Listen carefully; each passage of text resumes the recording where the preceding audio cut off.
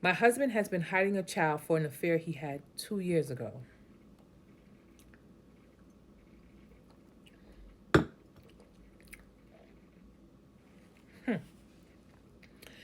2 years ago, my husband had an affair while working out of town. I put in a lot of effort to move past this and forgive him. So why are we here now? However, I recently discovered that for the past year and a half, he has been sending money for a child conceived during that affair. He added me to his bank account to help me access cash for our two boys when needed. What he didn't realize was that it allowed me to see his transactions. Although I had no intentions of snooping, I became concerned when he asked me to respect his privacy and not look through his transactions. My instinct kicked in and I respected his request, but it raised a red flag for me. This very transaction I saw was to a woman he cheated on me with, and I immediately knew it was for a child. 2 years ago, she engaged in their affair, fully aware that my husband had a family, including our two boys. It's disheartening to think that, as a police officer, she would have some moral standards, yet she seems to embody the opposite. When I confronted my husband, he finally admitted the truth. He expressed a desire to cut all ties with her and their child, claiming it was a mistake that never should have happened.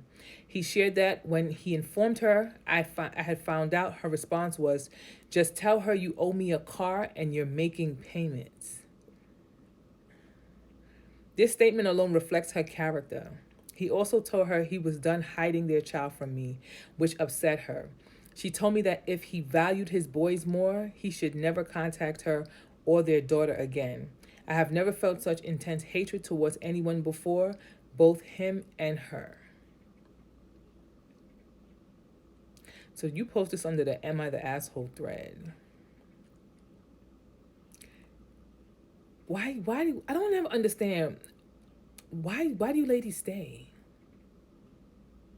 I feel like, I know it's hard, but why stay? Because y'all stay and y'all forgive, and then y'all are constantly reminded.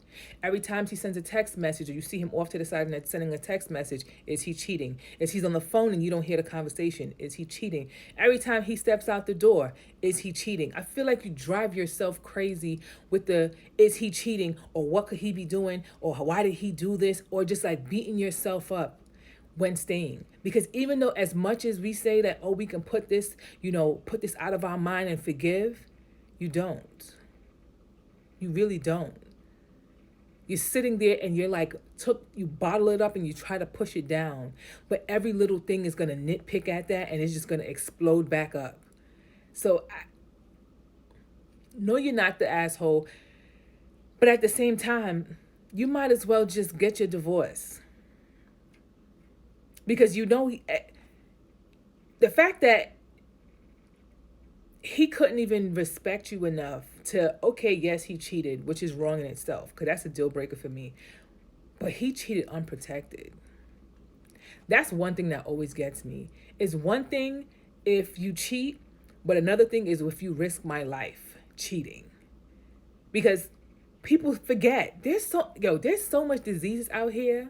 There's so much STDs, STIs that's going around, herpes, AIDS, HIV, that everybody's just out here, not everybody, but people's out here just sleeping unprotected willy-nilly with nothing. Y'all just shooting up the box any and everywhere. And y'all, the women are letting these dudes shoot y'all box up. You better than me. Just go ahead and get your divorce. Because at this point, you're not going to trust him. The trust is gone. And the fact that he said to don't snoop in my business, basically, and don't watch my transactions while behind your back giving money to this lady for an affair baby. So it looked like that was her intentions anyway, to find somebody that she could have a baby with, trap them, and hold it over them like a blackmail. Because the fact that she's mad that the wife found out shows that she was trying to basically blackmail him, or had possibly blackmail him so she can get what she could get from him. Like I said, go on and get your divorce.